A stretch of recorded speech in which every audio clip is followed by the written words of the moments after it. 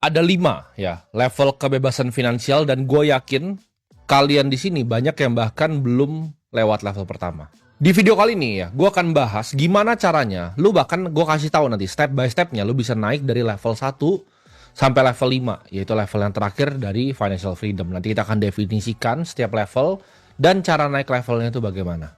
Ini adalah topik yang sebenarnya gue pengen bahas dari dulu. Dan ini adalah perjalanan gue pribadi juga. Karena gue ibaratnya orang yang pernah ya mulai di posisi kalian. Gue pernah mulai berada di titik nol. Ya, gue pernah jualan sedotan di pinggir jalan sampai sekarang punya aset triliunan.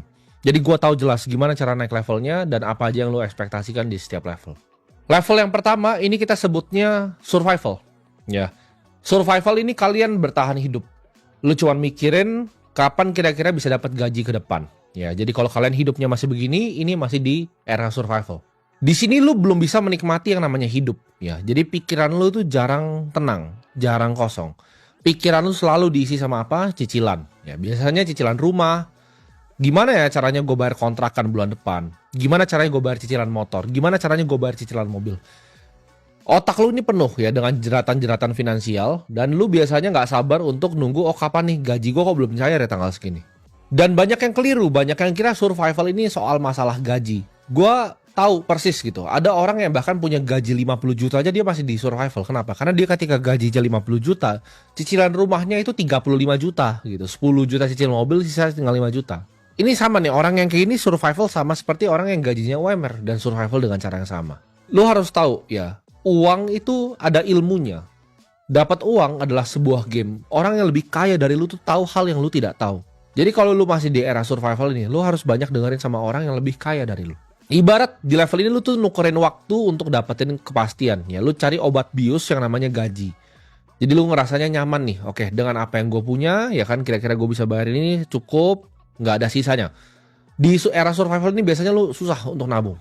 Ini sistem perbudakan modern di mana lu dikejar-kejar sama yang namanya riba. Ya, jadi otak lu isinya cuma riba. Cicilan ini, cicilan itu, bayar kartu ini, bayar itu. Dan yang fatal di level ini, lu kan nggak punya uang tabungan sama sekali ya. Jadi ini ibarat lu cuman bayar dari waktu ke waktu gitu. Lu benar-benar terperangkap ya di siklus waktu ke waktu. Ketika lu berada di level ini, yang paling fatal adalah hidup itu kadang ngelempar kita hal yang kita nggak sadar gitu. Gue sebutnya hidup kadang ngelemparin kita tai. Ketika hidup ngelemparin kita tai, contohnya adik lu sakit, orang tua lu, papa lu sakit, nyokap lu sakit gitu. Apa yang lu bisa lakukan di titik itu? Jawabannya nggak ada, karena lu masih di era survival. Satu kejadian hidup itu ngelemparin tai, karena hidup tuh selalu, ya, ini lu bisa pegang omongan gue, hidup tuh kadang ngelemparin kita tai yang tak terduga. Ketika dilemparin satu tai ke lu bisa bener-bener masuk dalam jurang.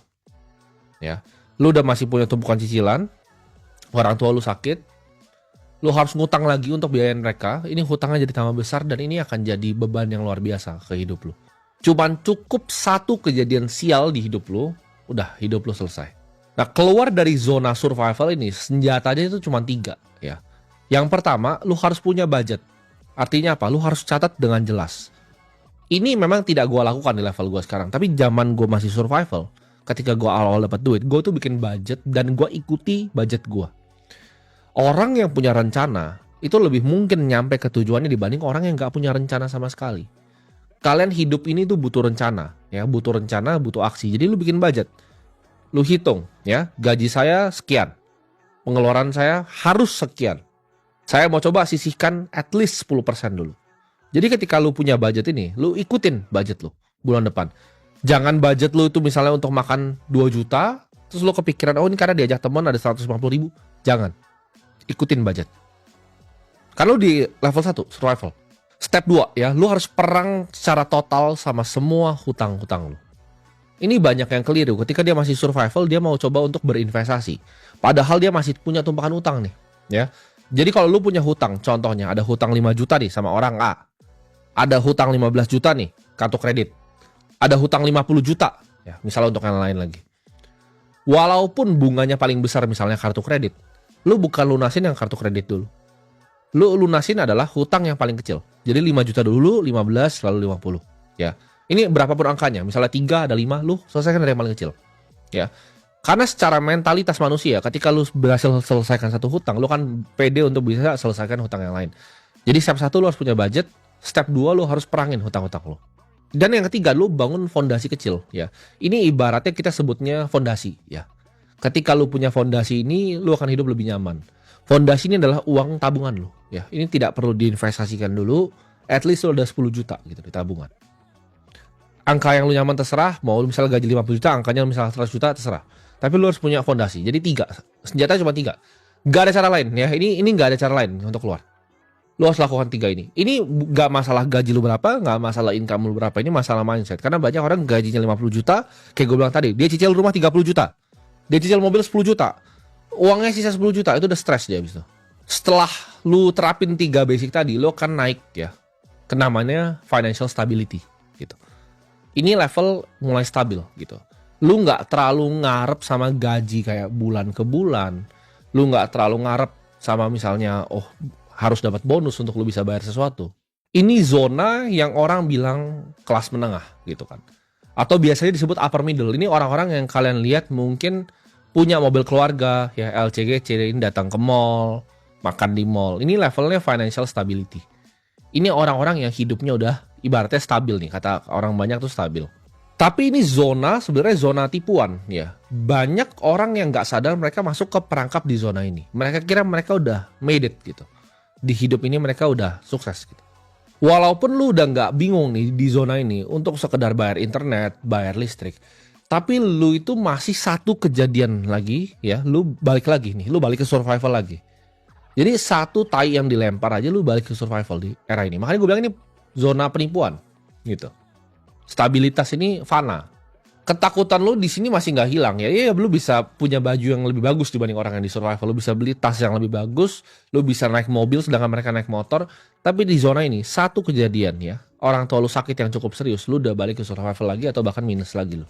Karena kata-kata financial freedom itu banyak sekali dilempar sama orang tanpa mengetahui artinya itu apa.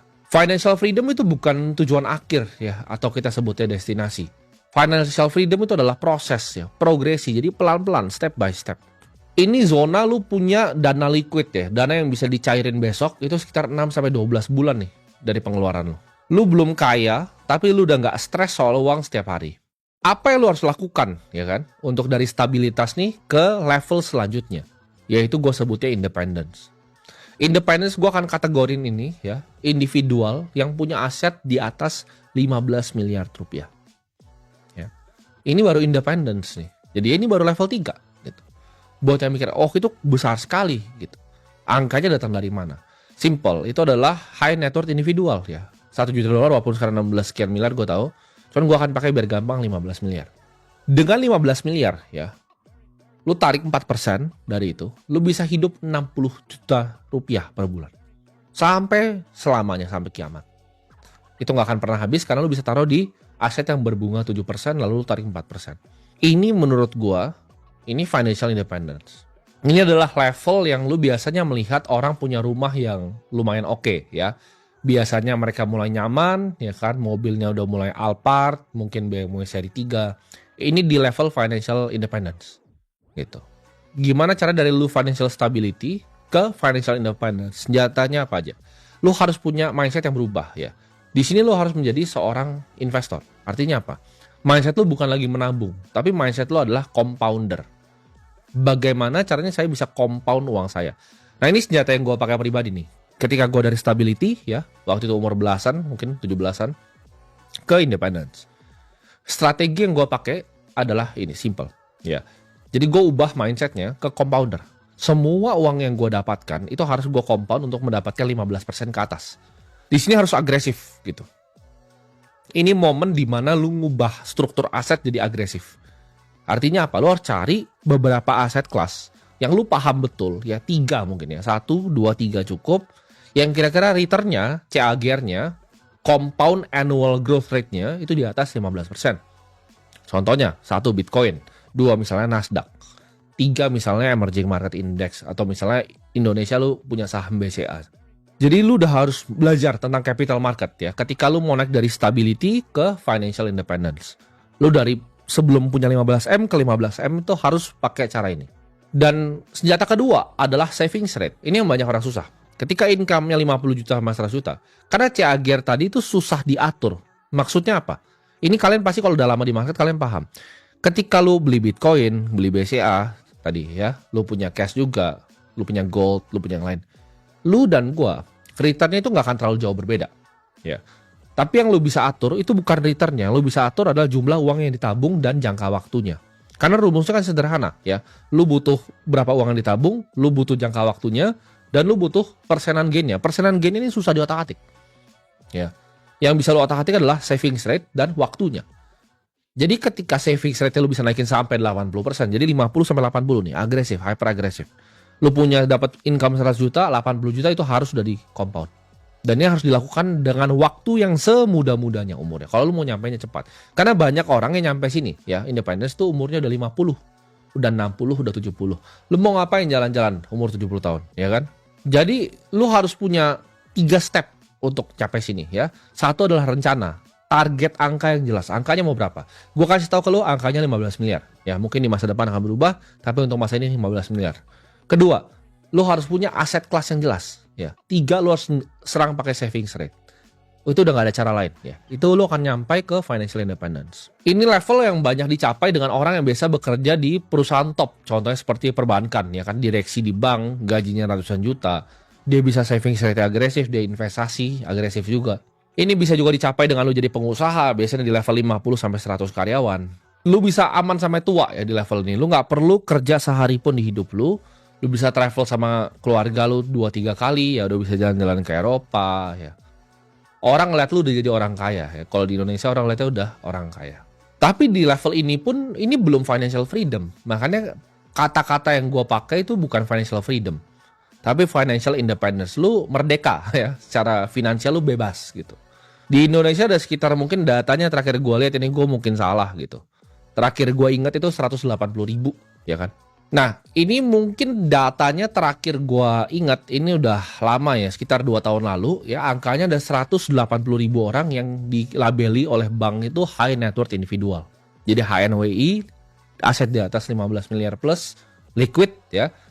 Itu mungkin sekitar ada 180 ribu orang di negara ini yang terdiri dari berapa? 283 juta penduduk ya. Jadi kalau kita hitung cepat sekitar 0,06% ya dari warga Indonesia tuh nyampe sini. Itu sangat sedikit. Mungkin yang nonton ini nggak ada yang itu kurang dari 1% ya. Jadi yang nonton ini mungkin hampir semuanya 99% kalian nggak capai ini. Makanya namanya independence, merdeka. Ini 99% yang nonton ini nggak akan nyampe. Cuman kalau lu dengerin kata-kata gue tadi dari level 1 naik ke 2 naik ke 3, memang nggak cepat. Gue nggak pernah ngajarin lu untuk kaya cepat, tapi itu butuh proses yang panjang untuk lu bisa jadi kaya. Baru ketika lu bisa ya untuk nyampe level di independence ini, lu bisa melangkah nextnya. Nah nextnya ini level 4 itu akhirnya namanya financial freedom. Tapi apa itu financial freedom? Financial freedom tuh menurut gue kebebasan akan waktu. Kebebasan akan lokasi. Di level 3 tadi itu banyak misalnya kerja di top consulting firm ya, misalnya kerja di McKinsey atau di BCG, tapi di telepon klien dia langsung siap gitu. Atau misalnya dia direksi gitu kan, disuruh BOD meeting siap datang.